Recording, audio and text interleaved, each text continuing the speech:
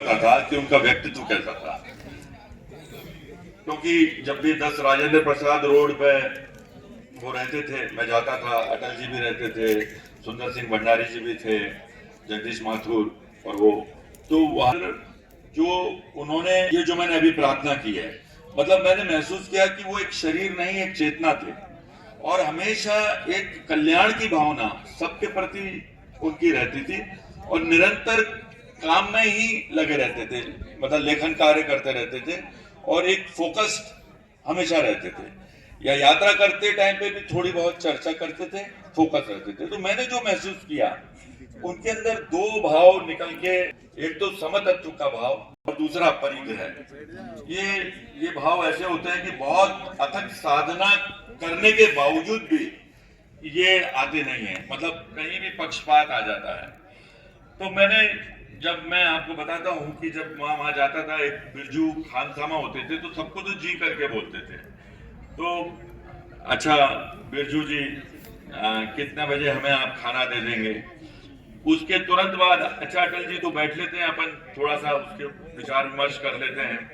फिर वहां एक सफाई वाले नत्थू थे, तो नत्थू जी जरा वहां से भी थोड़ा सा कचरा आप कृपया ले लीजिए, वहां भी करा। तो उनकी जो समरसता थी, मतलब मैं जाता था, मेरे मित्र भी साथ में जाते थे, लेकिन वो मैं फर्क नहीं कर सकता था, मेरा मित्र, कि मैं उनका भतीजा हूं और वो कोई गैर है।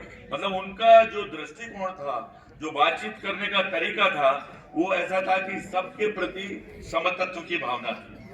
और अपरिग्रह में खाली झोला, बहुत कम सामान लेके चलते थे, 2-3 जोड़ी ही उनके कपड़े हुआ करते थे, ज्यादा परवाह भी नहीं करते थे, कभी पद पोस्ट या उसके ऊपर नहीं। तो ये जब मैंने देखा, क्योंकि मैं बचपन से साधना करता आया हूँ, मैं अष्टांग योग की साधना 1966 से कर रहा हूँ और बताता भी हूँ, प्रचार भी करता हूँ।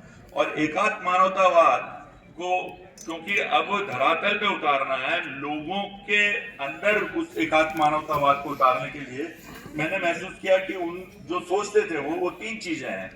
एक तो गीता, दूसरा अष्टांग योग की प्रैक्टिस, क्योंकि अष्टांग योग की प्रैक्टिस जो उन्होंने 2 वक्तव्य कहे थे, जो उनका निचोड़ मैंने जो महसूस किया कि उन्होंने 2 वक्तव्य बोले थे कि एक तो शरीर, मन, बुद्धि और आत्मा के साथ सामंजस्य और संतुलन करके चलने वाला व्यक्ति ही सुखी और संपन्न मनुष्य है और ऐसे मनुष्यों का समूह ही देश का निर्माण करेगा और वासुदेव कुटुंबकम की स्थापना करेगा। यानी कि उनका जो चिंतन था राष्ट्र तक नहीं था, वो समग्र सृष्टि के लिए, समग्र जीव के लिए था।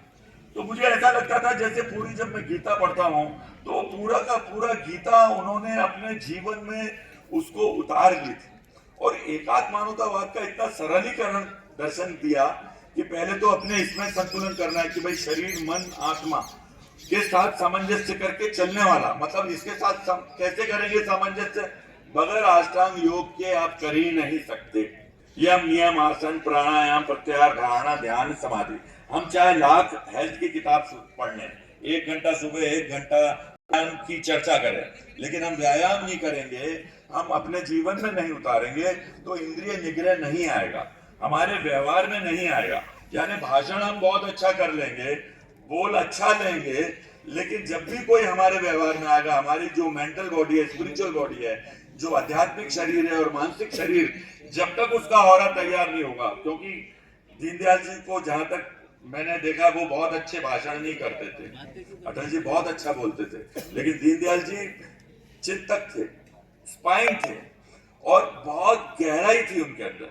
तो वो जो गहराई थी, वो गहराई इसी के कारण थी कि वो राजनीति के संत, मतलब मैं अच्छे कई महापुरुष, कई संतों के गया हूं, लेकिन अपरिग्रह और समतत्व, ये 2 भावनाएं जो हैं मैंने उनके अंदर ही देखी है। और इसके ऊपर एकात्म मानवतावाद के ऊपर एक शपथ बनाई है, वो शपथ मैं आप लोगों को दिलवाऊंगा। पूरे विश्व में, अमेरिका भी गया मैं, हर जगह जो वर्ल्ड में मेरे इसी पे लेक्चर होते रहते हैं, आंतरिक प्रदूषण, बाहरी प्रदूषण।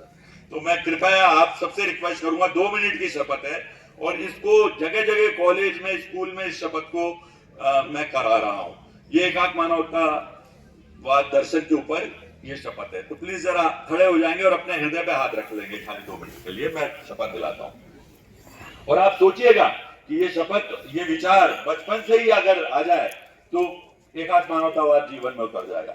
हम ईश्वर की संतान ये शपथ लेते हैं प्रकृति को अपनी माँ, परमात्मा को अपना पिता, मनुष्य, पेड़ पौधे, जीव जंतु, पशु पक्षी, ये हमारा विश्व परिवार है। इस भावना को हम कायम रखेंगे। जातिवाद, अंधविश्वास, नस्लवाद, भ्रष्टाचार, आंतरिक प्रदूषण, बाहरी प्रदूषण को मिटाकर एकात्म मानव दर्शन पर चलेंगे। विश्व प्रेम की भावना को प्रसारित करेंगे हर जीव में परमात्मा का रूप देखकर उनकी सेवा करेंगे। सर्वे सुखिनो भवन्तु, सर्वे सन्तु निरामया। विश्व में सबका कल्याण हो, सभी रोग मुक्त हो, सभी शांति में हो, सभी आनंद में हो। भारत माता की जय। धन्यवाद। बस इसको अपने जीवन में उतार लेंगे और बार बार इसको अपने ख्याल में लाते रहेंगे और सबके लिए प्रार्थना करते रहेंगे तो संसार सुंदर बन जाएगा। नमस्कार।